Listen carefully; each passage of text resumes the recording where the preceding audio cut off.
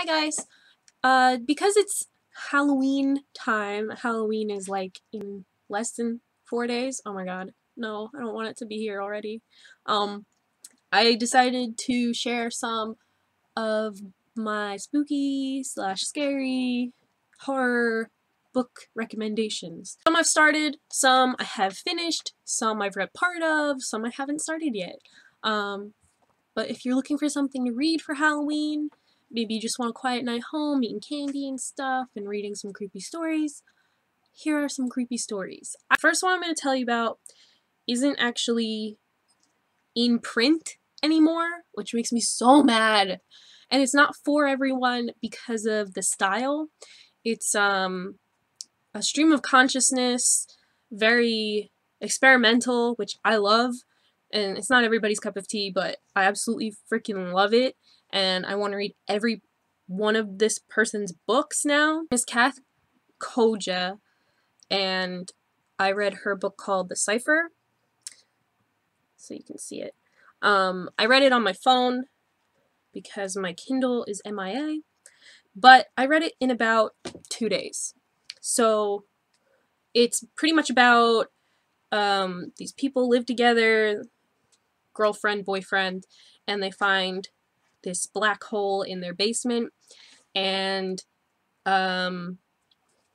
yeah, it's really creepy and not very, I don't know, not scary like, or you know, it's not so scary where I couldn't sleep or anything. It was very creepy, unsettling, especially in the way it's written.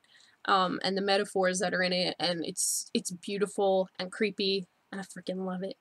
Next one, it's not as scary. I haven't read the whole thing yet, but it's the Welcome to Night Vale book. I haven't actually listened to all of the Welcome to Night Vale podcast, and you don't have to read this book. But it takes place in, you know, Night Vale, this universe. And I'm pretty sure it's told in different perspectives of people who live in this crazy town where all of this weird shit happens. It's really good. It's written extremely well. And yeah, it's not terrifying, again, just, you know, some parts are just like, ooh, it's a little creepy. So yes, I would recommend that. No, I'm probably late to the game with Clive Barker, who is a pretty famous horror writer. This book is about, I think this is written by a demon, you know? And it makes, the reviews I've read of it, it makes you feel kind of crazy when you're reading it. It makes you feel really unsettled and things.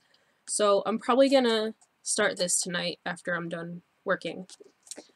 And hopefully it'll be really good and it'll be a reward for me after Nano, my word count for the day, because I need some books that I'm really into to read after Nano, so I feel like, you know, I have a reward for torturing myself. I'm not into like ghost stories or, you know, stuff like that. Can't go wrong with the grim fairy tales. You know, some are gory, some are creepy, some are incesty, some are, you know, everybody knows that the Grimm's fairy tales are not like Disney, and they're, you know, pretty fucked up. And I like these. I don't know if it's just me, but if I want to read something scary that's a little lighter, I read these. My favorite one, it's hard to say. I have bookmarks in my favorite ones, and there's a lot of them. There's Little Red Riding Hood and all of the variations of it. Hansel and Gretel. I like the Frog King, I think. Yeah, the Frog King is good. What else is in here? This is from my college class. I took a college class on fairy tales. And I've gotten so many good stories just from that class I took. I also like, oh, The Seven Ravens is good. Snow White and Rose Red, that one's fucked up too.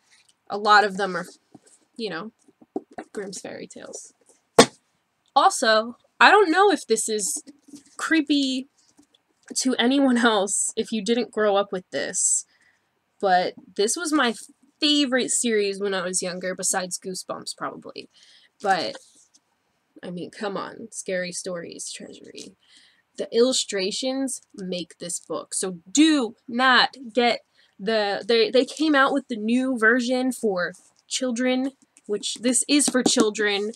They came out with a new, less scary version of the illustrations, and it looks like a kid's book. It's really bad. It looks like freaking Blue's Clues or something. Don't get that. Do yourself a favor.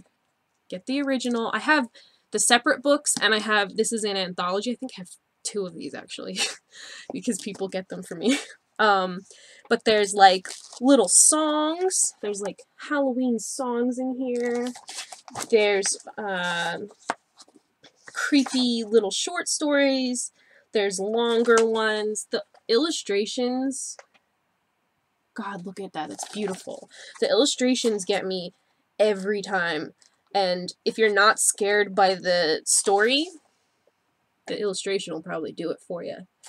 And then there's also, like, some funny stories in here, too, and cute ones.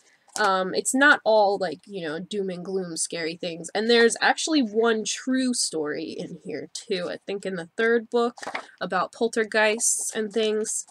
But yeah, if you're looking for something short, you know, if you want to maximize your Halloween reading time and you want something short, the story predates Dracula, and it was one of the first vampire stories, not the first, one of them. And but it is the first that I know of that people have told me. This is the first female and female vampire story. So it's very short.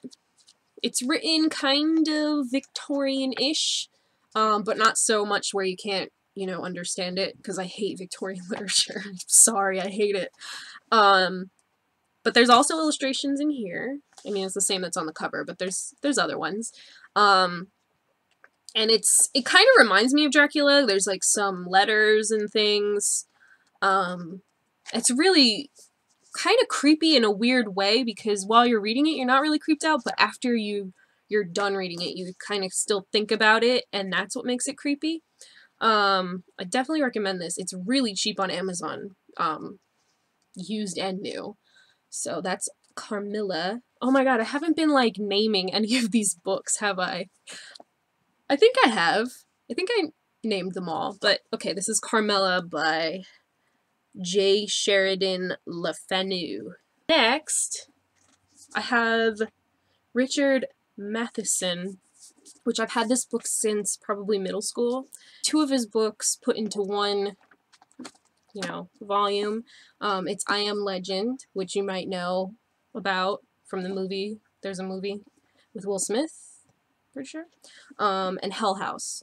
I can't remember what Hell House is about, but I Am Legend is about vampires, but they're more zombie-like vampires. It's kind of post-apocalyptic. I think, if I'm not mistaken, this guy is trapped in a house, and he only goes out during the day, and it's just him and a bunch of vampires that are like zombies. I can't really remember, but I know it's pretty creepy. Yeah, it's pretty good. And Stephen King and Ray Bradbury have little quotes on the back, so it can't be that bad. This frickin' book that I can't finish, but I really want to. House of Leaves by Mark Z. Danielewski. That's probably so wrong, but this book is so dense. And not only is it big page-wise, but it is written experimentally. So the actual story is taking place here, but then there's another story that's taking place in the footnotes, and then there's footnotes to the footnotes that have another story, pretty sure. It's been a while since I've read it, but there's these reports and things. It's very dense, very creepy and unsettling. It's basically these people live in a house that has rooms that shift and move, and they just try to study it, I think, and a bunch of crazy shit happens. Then there's also other creepy stories that happen in the footnotes, and somehow they're related to this study on the house. And then there's things that are completely crossed out.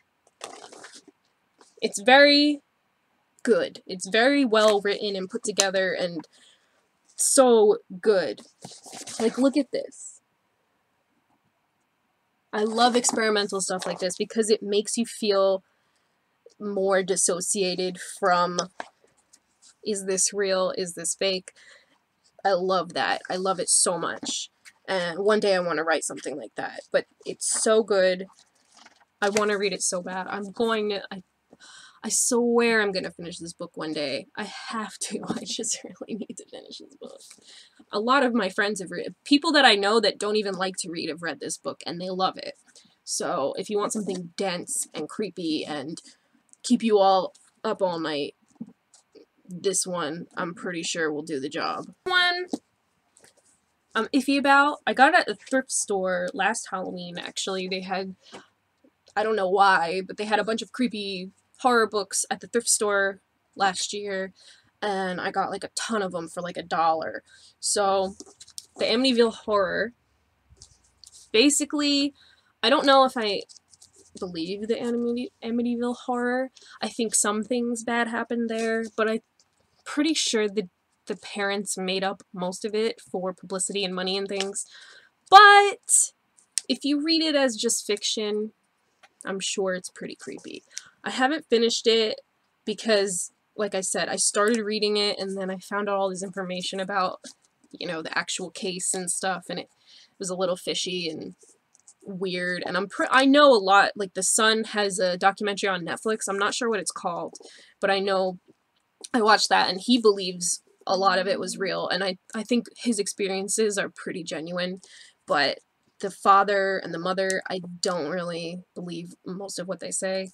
I think a few things happened and they sensationalized it, especially because since then people live in this house and nothing bad has happened to them. So maybe, I don't know, maybe it followed them, maybe it's, I don't know. But either way, you know, it's a creepy story. It's a haunted house, demonic things, and people getting hurt because of ghosts and things like that.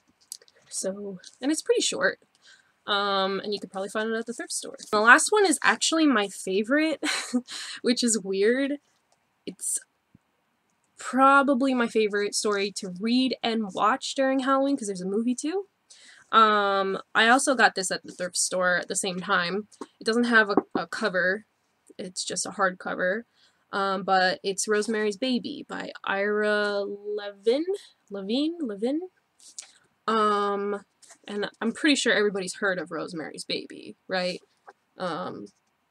These people get pregnant and she's pregnant with Satan's baby. So, spoiler alert, she's pregnant with Satan's baby. I'm pretty sure everybody knows that. But you read this book really fast, and it actually sticks pretty close. The movie sticks pretty close to the book. So if you want to read the book and watch the movie, read the book while watching the movie, not like I did that last year or anything. Not written any special way or like anything amazing, but I do really like it. I think the way it's not written like frilly and super poetic or anything makes it creepier because it's more just facts. And it's really short. I read it in like a day. So there. Okay, I think that's all the creepy books I have. I'm sure I've read more creepy books. I mean, other authors, you can read Edgar Allan Poe if you want to read some horror. You can read Franz Kafka if you want to feel more otherworldly. Nikolai Gogol is also, he's kind of like Kafka with the surrealism. He's pretty creepy, some of his stories. I mean, Neil Gaiman. Ocean at the End of the Lane is pretty good, especially if you want like a, you know, it's a story told from a kid's perspective, but it's for adults. And creepy things happen to him. It's not like for Halloween or anything. It's just, you know, a creepy story. Or Coraline. Coraline is for kids, but it's creepy for adults too. There's tons of Anne Rice books you can read. I don't consider those creepy or anything, but I like reading them near Halloween. Let's see, what else do I have? I have a bunch of books on like the Jersey Devil and stuff like that. Hope you guys have a good Halloween. I already made another video talking about creepy experiences and things like that, which should be out already, or I'm putting this one up first. I don't know which one, but you should check that out when it comes out. It'll be up the same week that this one is, because I want to have all the Halloween stories in one place. And yeah, if you guys have any recommendations that I haven't mentioned, let me know. I'm always looking for creepy books, even when it's not Halloween. I hope you have a good day. Hope you have a good Halloween. And I will see you next time.